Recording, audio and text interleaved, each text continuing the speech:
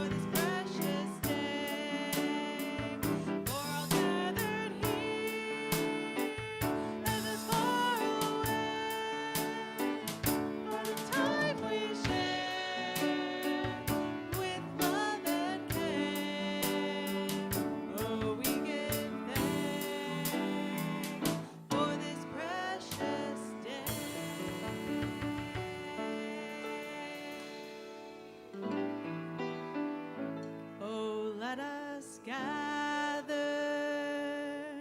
at this river.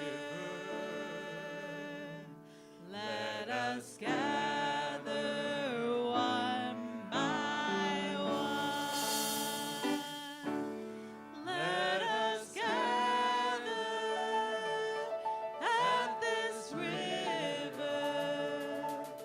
Let us gather one by one. Oh, let us gather at this river. Let us gather one by one. Let us gather at this river. Let us gather one by one. Last time. Oh, let us gather at this river. Let us gather one by one. Let us gather at this river. Let us gather one by one.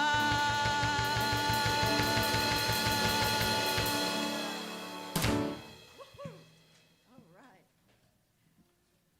Didn't do a mic check. Is this good? Okay.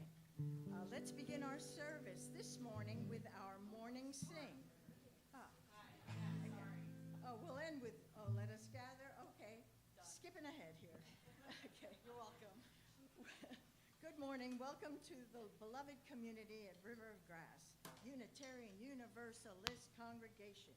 I'm Diane Diaz, and I serve this congregation on membership, worship, storytelling, and other heinous acts. Our worship leader this morning is Karen Gonzalez, Director of Faith Development. Caitlin is our chalice lighter, and several of our youth will assist with the service this morning.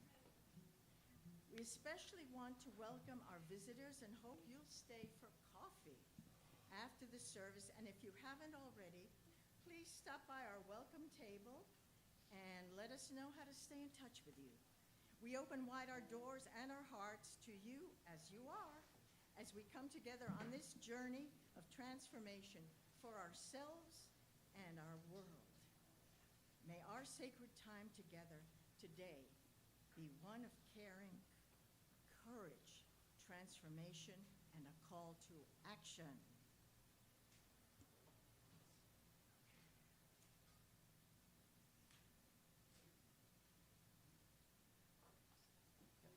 Amy's up. Yep. 1, 2, 3, 4.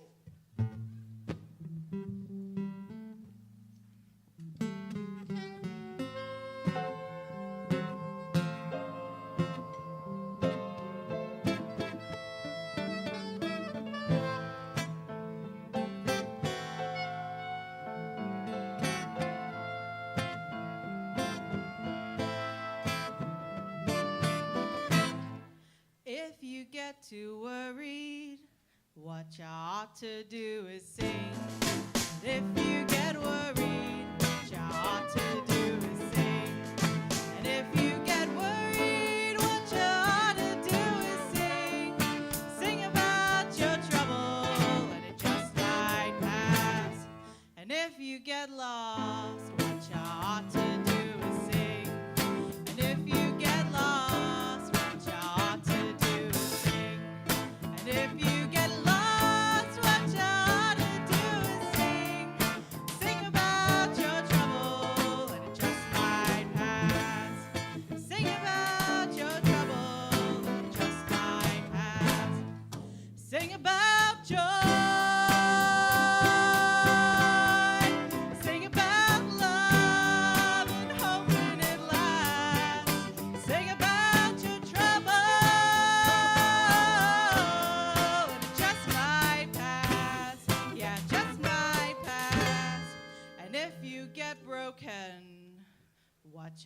ought to do is sing.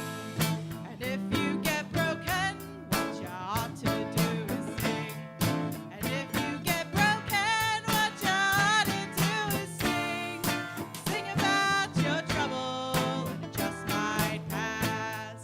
Sing about your trouble, and it just might pass.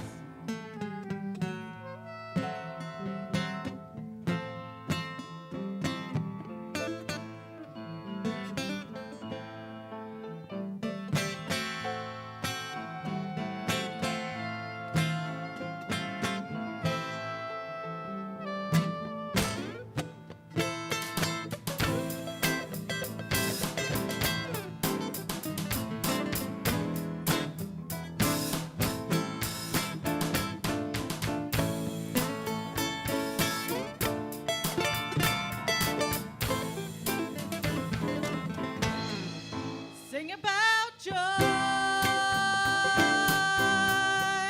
Sing about love and hoping it lasts. Sing about your trouble, and it just might pass. And it just might pass.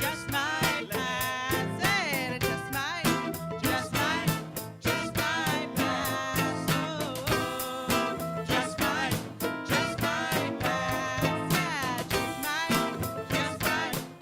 might pass.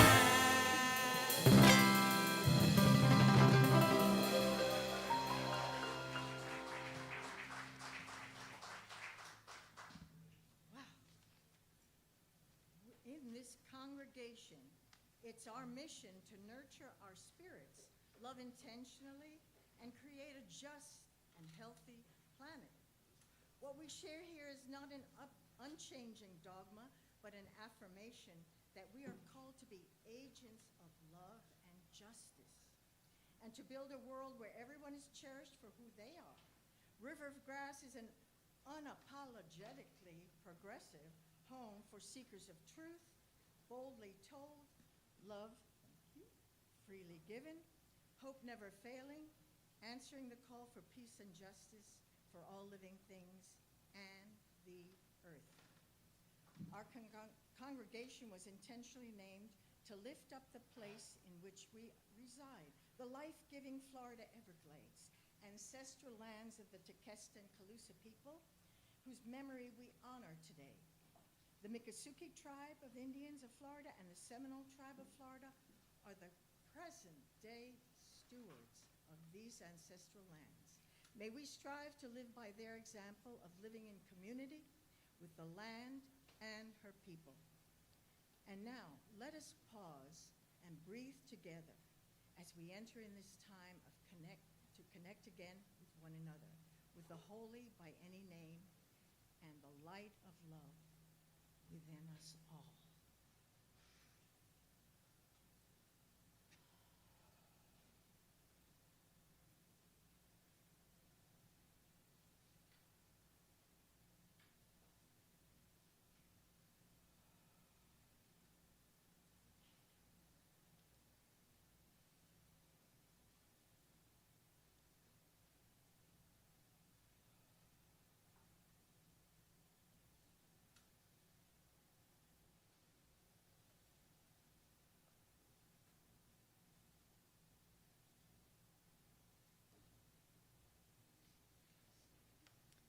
The wheel, our call to worship this morning is written by our Amy's sister this morning. The wheel of the year has turned again. Once more, the Thanksgiving season has arrived. How shall we sing our song of gratitude now? For what shall we give thanks? For this moment, for friends near and far, for our breath, for love, for courage and clarity, for strength, for delight, for laughter, for beauty, for the tables around which we gather, for the food we enjoy with friends, seasoned with love and memory, for the sun and moon and stars in the sky, for the trees who have seen so much and still stand proud, stretching themselves to the sky, for the bright voices of children, for the wisdom of elders, for actions that bless the world, for hard work that makes a difference, for music and art and celebration, for generosity, for compassion, for endurance, for joy, for hope. For all these things, we give thanks. So let us sing. Our opening music is number 68. No? Our opening music is number Yes. 68. For what shall we give thanks? Sorry, I didn't change it in the script.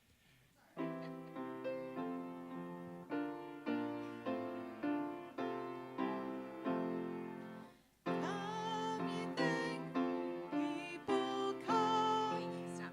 Sorry. Yes. You didn't get the message, No, I didn't. right? Aren't we doing We Gather Together? Peter didn't get the message. Are we supposed to do We Gather Together? Yes, if we could. I don't know this one. I don't know this one. Let's do it together. Okay. Let's see if Peter can switch on a dime. And it's not number 68, it's 67.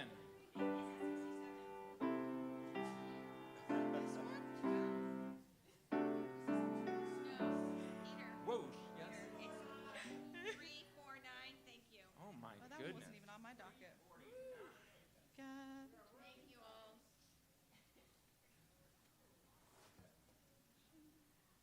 So is this? I think I know this one. Hey, Karen, do you want to This is coming. This is coming. I'm You sorry. sing I'm this looking one. for it. Let's do it.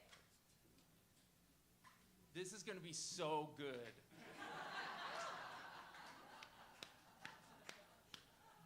Oh, could we stand and sing? let's Let's rise. stand. Community effort. We worked so hard on this.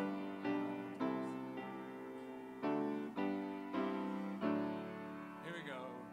We Gather together in joy and thanksgiving, acclaiming creation whose bounty we share.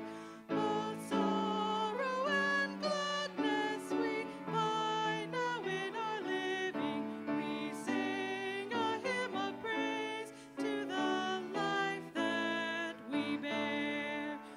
We gather together to join in the journey, confirming, lamenting our passage to be a true affirmation in joy and tribulation, when bound to human care and hope, then we are free.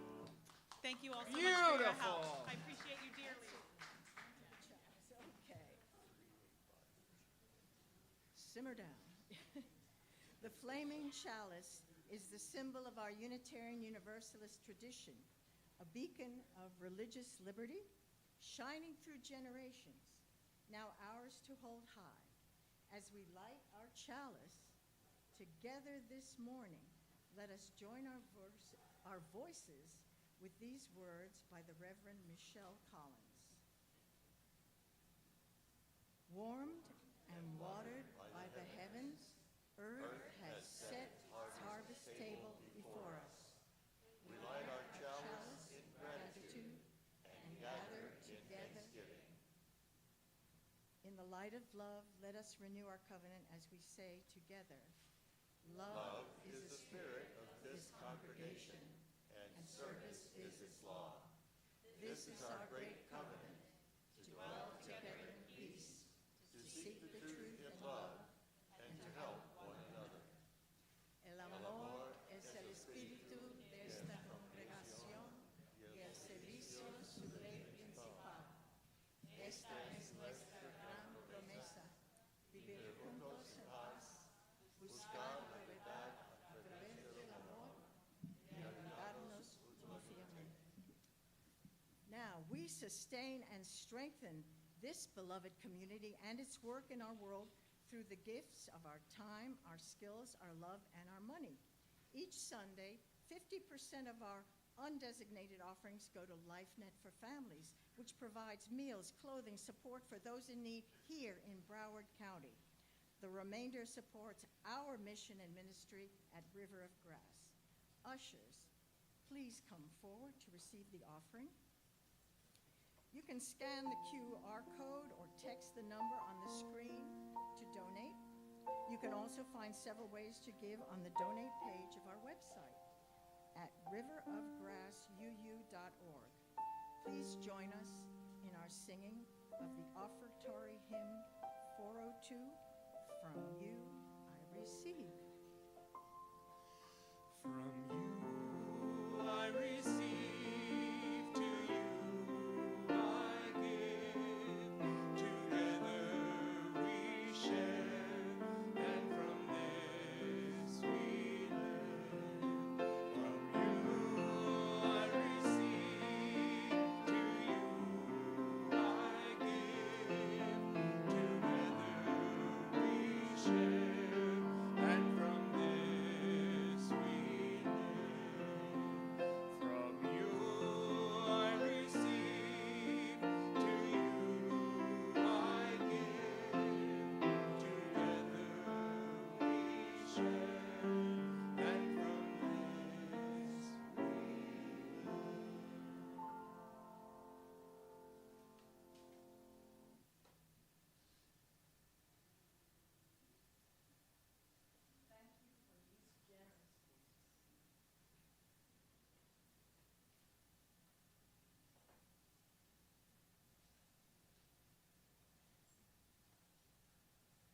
Our wisdom story this morning is Karen's version of the Little Red Hen. You may recall in the original story, the Little Red Hen has a lot of work to do, and none of her friends will help her until it's time to enjoy the fruit of her labor. So this story is titled The Little Red Hen Farm. Once upon a time, in the middle of the United States, what is known as America's breadbasket, was a little red hen farm who decided to start growing wheat. But before they could plant their first grains of wheat, they needed to look for helpers. Who will help us plant this wheat, they asked. You're saying, you will, Alessandra? Good for you. I appreciate that. I will, said the traveler from far away, from across the state. I'm a farm worker. I've been a farm worker my whole life. I will, said the young man whose family was far away. I will, said the mother with babies to feed. Thank you, said the Little Red Hen Farm, and they got to work. Then time went by, the wheat grew, but so did the weeds. Who will help us pull these weeds? Asked the Little Red Hen Farm. I will, said the father from El Salvador. I will, said the mama from Mexico. I will, said the gardener from Guatemala. Thank you, said the Little Red Hen Farm, and soon the wheat could breathe more easily. All summer the wheat grew taller and taller, and soon it was time to reap what they sowed. Who will help us harvest this wheat? Asked the Little Red Hen Farm. I will, said the immigrant. I will, said the refugee. I will, said the new citizen. Thank you, said the Little Red Hen Farm, and nervously they worked the land. At last, the wheat was ready to be harvested and put into sacks to take to the mill. Who will help me take this wheat to the mill? Asked the Little Red Hen Farm. We will, said the happy employees. Thank you, said the Little Red Hen Farm, and off they went. Around the corner was a Little Red Hen bakery. Who will help me bake this flour into bread? Asked the Little Red Hen bakery. I will, said the formerly incarcerated neighbor. I will, said the eager teenager. I will, said the recent retiree. Thank you, said the Little Red Hen bakery. And so they did, and filled the neighborhood with wonderful aroma of fresh baked bread. At last, the bread was baked, and the Little Red Hen Bakery called to their friends once more. "Who will help us eat this bread?" asked the Little Red Hen Bakery. "We will," said the happy employees. "But first, we need to share some with the farmers and all the helpers and the food insecure." And then they broke bread together and gave thanks. Amen.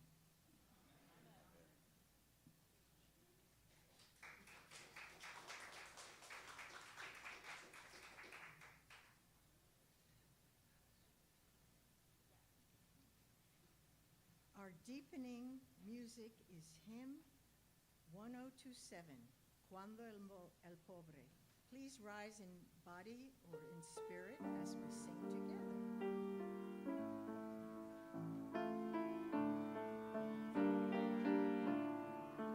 Cuando el pobre nada tiene y aún reparte, cuando alguien pasa sed y agua nos da, cuando el débil a su hermano fortalece, a Dios mismo en nuestro mismo caminar. Va Dios mismo en nuestro mismo caminar.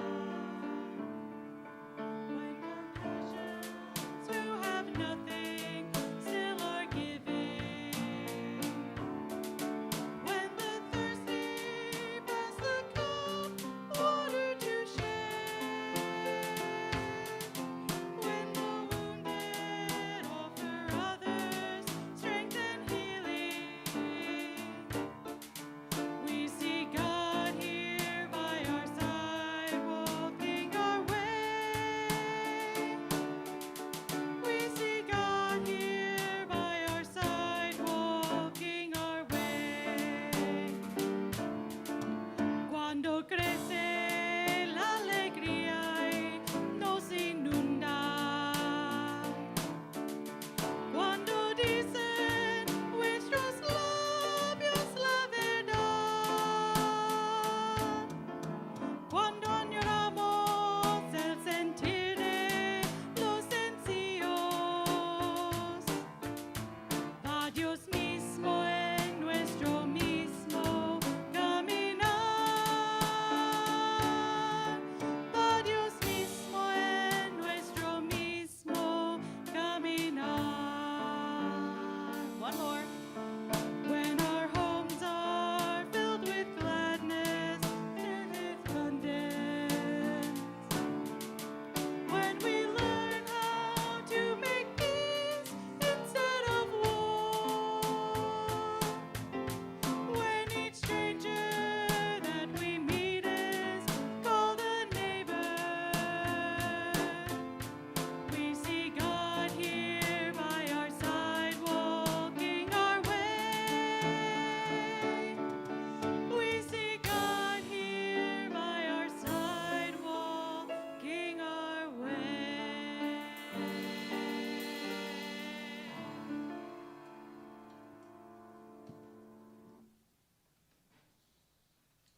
In our community, each week we share pieces of our lives. We take a moment to share our joys, sorrows, gratitudes here with people who love us exactly who we are, where we are right now. Here in the room, we will share from the book. And if you're joining us online, would like to share a thought, prayer, joy, or concern with us this moment, write it in the chat, and we'll lift them up together. For safe travels this holiday season and many joyful memories made, from Theo.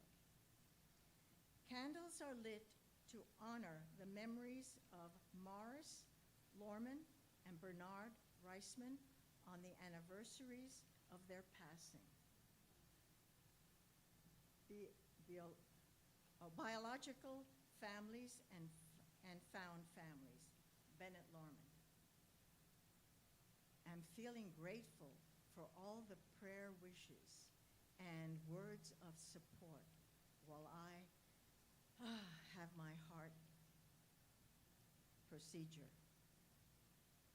I'm so sorry,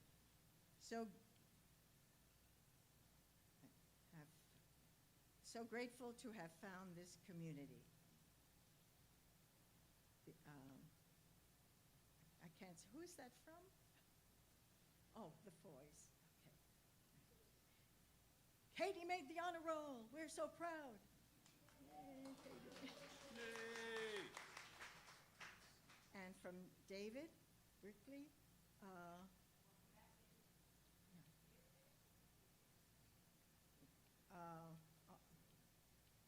gosh, something, and that's for Brother Mike in palliative care. Oh, prayer. Is that Prayers. prayers? Okay. And Thoughts. thoughts. Okay, for Brother Mike in palliative care in Des Moines, Iowa.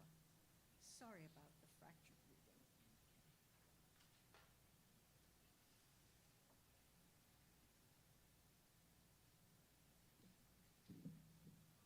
Anything in the chat? I don't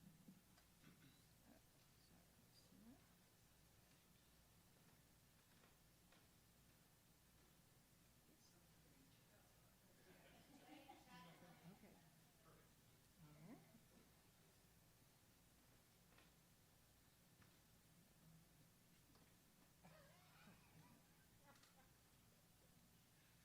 All right. I did all that. Oh, it's the stone thing. I'm sorry. And now, in the quiet of this hour, if there's something on your heart that you wish to mark without words this morning, you're invited to come forward. Drop a stone of reflection in our communal water. Before we begin, we will acknowledge all that grieves our hearts. Salute. By adding salt to brine the water. Okay, all that brings our hearts joy and celebration. We scatter flower petals to symbolize our happiness. Okay, perfect.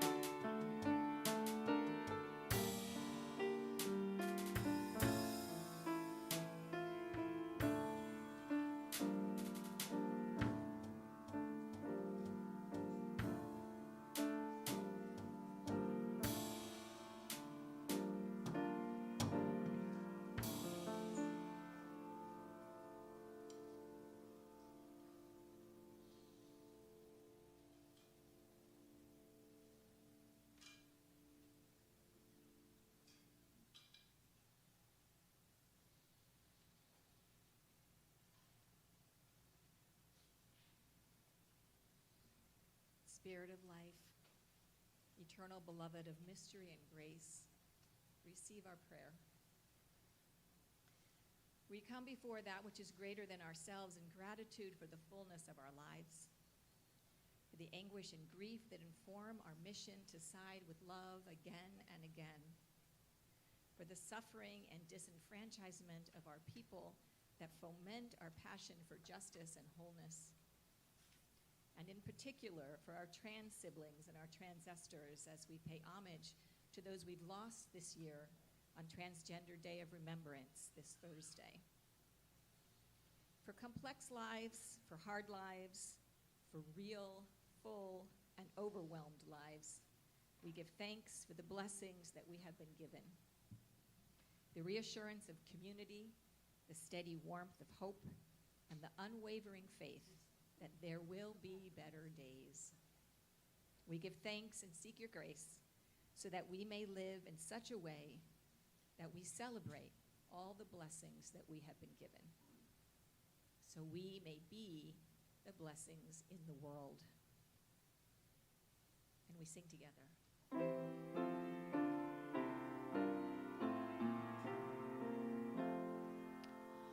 For all that dwells below the skies, let songs of hope and faith arise.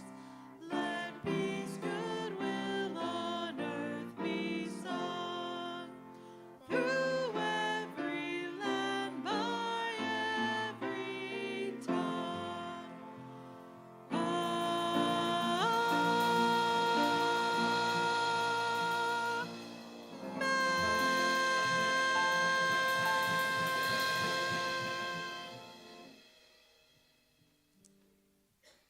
Alessandra, here's your part.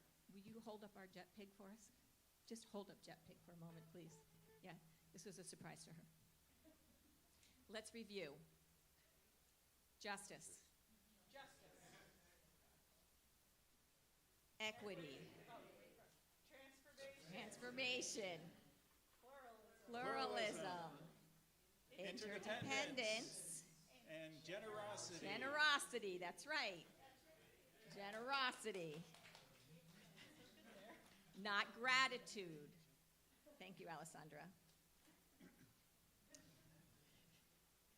When the value of gratitude was first introduced a couple of years ago, it surprised some, sending a group of participants at General Assembly to propose amending that value to gratitude instead.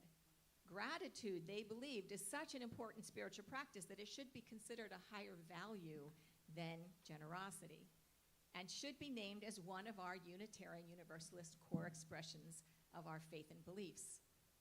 And of course, they're not wrong. According to Harvard Health, recent research has pointed to gratitude's myriad positive health effects, including greater emotional and social well-being, better sleep quality, lower depression rates, and favorable markers of cardiovascular disease, maybe even extending lives. Gratitude is critical to our physical and spiritual health and well-being. But does it replace generosity? The vice chair of the Article 2 Commission, the Reverend Cheryl Walker, spoke to this question. She noted that the commission had talked a great deal about gratitude, but that it came to them that the ultimate goal of gratitude is generosity. The ultimate goal of gratitude is generosity. So generosity is a higher value than gratitude. But why? Reverend Walker went on to say that if she is merely grateful for what she has and is not in turn generous with her time and her love of her faith, then her gratitude would simply be an exercise in individualism. However, if her gratitude calls her to extend her blessings to the world, that is called generosity. So gratitude calls on us to respond with generous hearts, to reciprocate, to offer our own gifts in response. In the Christian Bible, the book of James, chapter 2, verses 15 through 17 reads, If a brother or sister is poorly clothed and lacking in daily food, and one of you says to them, "Go in peace, be warmed and filled," without giving them the things needed for the body, what good is that? So faith by itself, if it does not have works, is dead. When I set out to determine the scope of today's message, I ran across the story that was a beautiful representation of generosity. Gratitude followed by works. Some of you may be familiar with Bob's Red Mill products, mostly organic whole grains. Their website tells this story. From the beginning, Bob and his wife Charlie focused on people over profits. Their mission was to provide wholesome food to their customers, build close relationships with farmers and suppliers, and treat their employees with generosity and respect. Thanks to these values, Bob's Red Mill has grown beyond their wildest dreams. As the company grew and became more successful, Bob found himself fending off one offer after another, large corporations that wanted to buy Bob's Red Mill. But even though it would be immensely profitable for himself, Bob didn't want to go down that road. After reviewing several options, Bob debuted an employee stock ownership plan on his 81st birthday.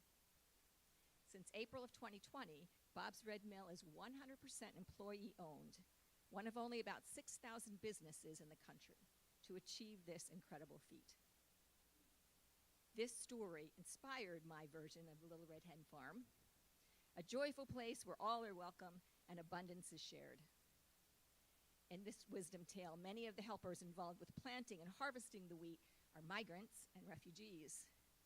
In fact, most crop farm workers in the United States are foreign-born, with a significant percentage of these workers being Hispanic. Steve, could you move to the next slide? Thank you. As of 2022, roughly 42% of hired crop farm workers held no work authorization. 19% were authorized immigrants, primarily permanent residents, and 32% were US-born citizens. Wheat is not typically as labor-intensive as some specialty crops, but migrant workers are still involved in harvesting it, especially in large-scale operations. Independent health policy research notes that in 2025, most agricultural workers are Hispanic, with a substantial number being non-citizen immigrants. These workers are a vital part of the agricultural labor force, and disruptions to their labor can significantly impact the food system that we all benefit from.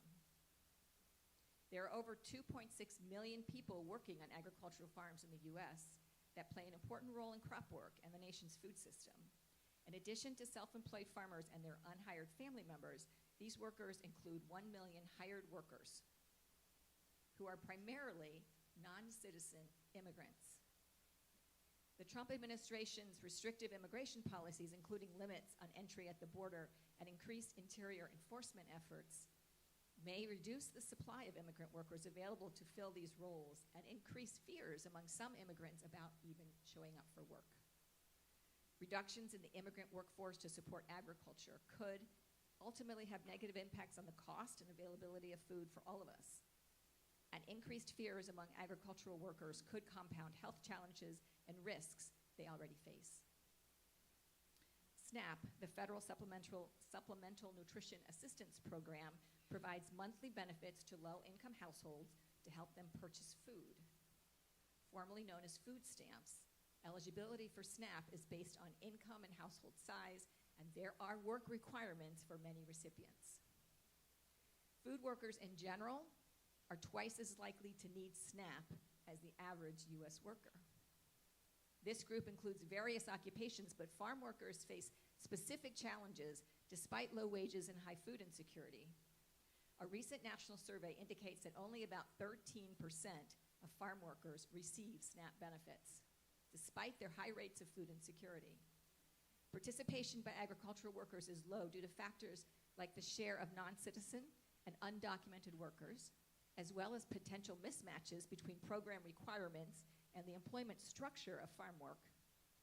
Most of us are aware that the government shutdown caused a major disruption to these benefits, and new stricter work requirements take effect this month. raising the age for work requirements to 65, narrowing the caregiver exemption for those caring for children under 14, and removing exemptions for veterans and former foster youth. The current administration seems unmoved by the harm that is and will be done by these new policies. Recently, LifeNet for Families reached out to us with an urgency. They note, since the suspension of SNAP benefits, requests for emergency food have surged 300%. And rental assistance needs have climbed sharply beyond the 80% increase they experienced after the passage of Florida's House Bill 1365, which banned sleeping and camping in public places. Families who were barely managing are now in crisis. They share with us that while demand skyrockets, some of their funding has decreased. Pastor Joe Smith of Shift Evangelical Church in Gainesville calls this America's manufactured famine. Engineered scarcity dressed as holiness. He notes in Scripture, when leaders withhold bread, it wasn't called policy, it was called oppression. He calls out the current administration for creating a theology that blesses the empire and crucifies the vulnerable, a gospel that looks nothing like Jesus and everything like Caesar. There's always enough for indulgence, golf trips to Florida, security details for ego parades, taxpayer-funded luxury travel, Halloween galas hosted by the ultra-rich. But when a single mom needs $179 of SNAP to keep her children alive, suddenly the coffers run dry? This is not fiscal scarcity. This is moral bankruptcy. This is cruelty on purpose. It is evil. God has never blessed a nation that withholds bread to gain political advantage. God has never applauded leaders who starve families and call it holiness. Jesus is found with the hungry, never with the ones who weaponize hunger. Proverbs 22 verse 9 says, "Whoever has a bountiful eye will be blessed, for he shares his bread with the poor." Our Halloween event a couple weeks back collected several bags of groceries and $250 in funds sent directly to LifeNet. Thank you to all of you who are here who contributed. Please remember that half of our Sunday collection is also sent to LifeNet for Families. And we have a food collection basket in the hallway. And recently, those donations have picked up, and we've had to move the extra things out of the hallway because they're getting crowded. So thank you for those of you who've been bringing food for us to take to LifeNet for Families. Wouldn't it be great if we were filled to the brim every single Sunday again? I think that because our basket is in the hallway now and not by our front door, we sometimes forget that we're doing that. So this is your reminder. What the Article 2 Commission came to understand is that we cannot simply replace generosity with gratitude. The two work hand in hand in a symbiotic relationship. By recognizing the connections between the two values, we can build the presence of both in our lives, always one in response to the other, giving, receiving, with gratitude, and then giving back. If your gratitude leads you to feeling generous this morning, there is a donation link on the LifeNet for Families website and also right here on our screen. Our value of generosity reads, "We cultivate a spirit of gratitude and hope. We covenant to freely and compassionately, we promise to freely and compassionately share our faith, presence, and resources. Our generosity connects us to one another in relationships of interdependence and mutuality." Here at Thanksgiving, we are called to expand our vision, our sense of generosity, and look beyond mere charity. Let's ask ourselves instead, how well do we live in a way that generosity and gratitude are deeply intertwined within us, so that we almost cannot distinguish the one from the other?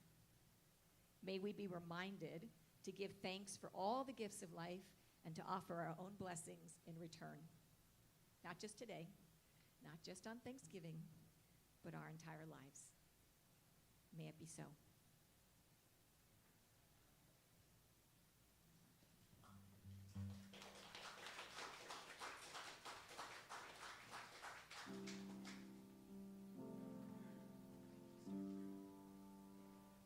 Seeds scattered on fertile ground are warmed by the sun and fed by the soil.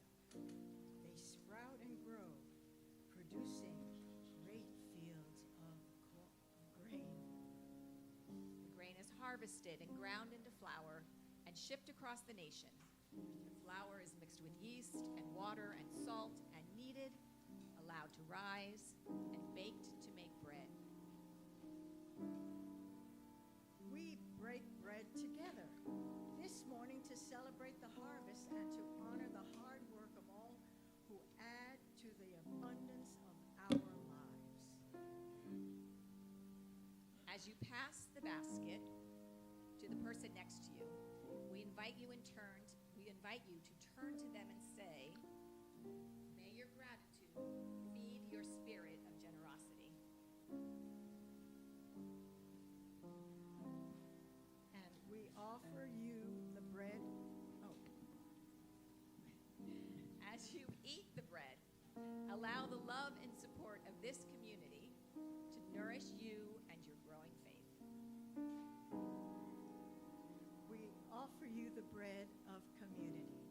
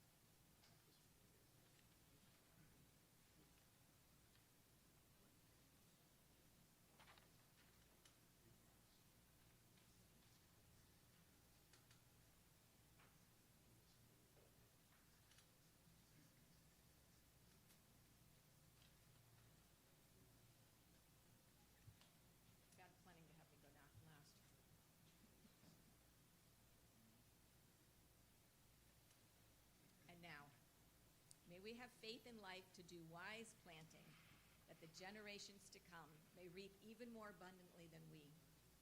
May we be bold in bringing to fruition the golden dreams of human kinship and justice.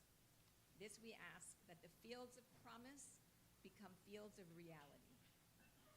And let us seal that prayer with our closing song, number 67, We Sing Now Together.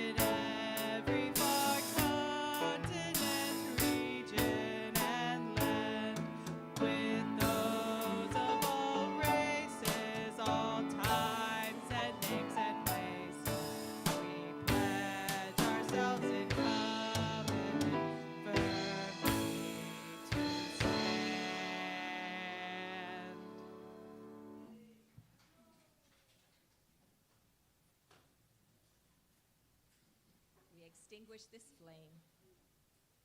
Guess so, yeah. But not the light of truth, the warmth of compassion, or the fire of commitment. These we carry in our hearts until we are together again.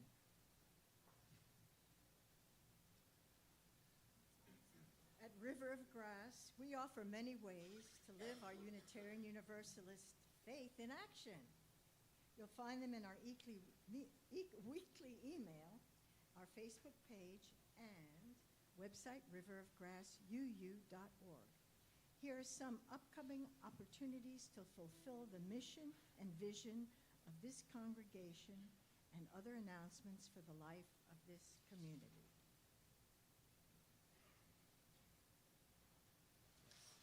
Do we have any of these, or is it just, hold on here? Protests continue each Sunday from 4 to 5 to shut down Alligator Alcatraz. When we have a group to carpool, we will meet at ROG at 2:15 and depart by 2:30. Please contact Andy Bunce, yay Andy, okay, or Susan Skach Bejarano. Oh, there she, oh, sorry. The glasses work too nice. For carpooling details. The auction for fixed price parties and events will be held December 7th and 14th. Ellie Keene and the auction team are looking for your help to host an event in 2026. A dinner, tea party, social gathering, music, or teach a skill. Event application forms can be found in the hallway. And also contact Ellie at 954-298-5489. Our annual Thanksgiving potluck will be held on Thanksgiving Day, November 27th, here at the river at 1 p.m. Bring your friends and family. There's a sign-up sheet in the hallway. Bring a dish share, and your own tableware. Please arrive early and help with the setup. See Kathy Jens Rockow for information and or to sign up. Or RSVP to her at kjensrockow@gmail.com. The River of Grass Cafe presents Celebrating the Holidays with the Jorge Garcia Group, featuring holiday music from a future CD with music from Crossover and Still Crossing. The concert will be held here at our home at A9. Come launch the season with great music, food, and drinks on Sunday, December 14th, 7 to 9 p.m. Scan the QR code for tickets and information. And the website is riverofgrassu.org. And here are some upcoming. I guess that's it. May we go forth from this place, thankful for the life that sustains and renews us, and open to the grace that surrounds and surprises us. May we go forth from this place with openness and with thanksgiving until we meet again. Shine on. And now I invite you to stay and enjoy coffee, great snacks, fellowship, and a lot of bread.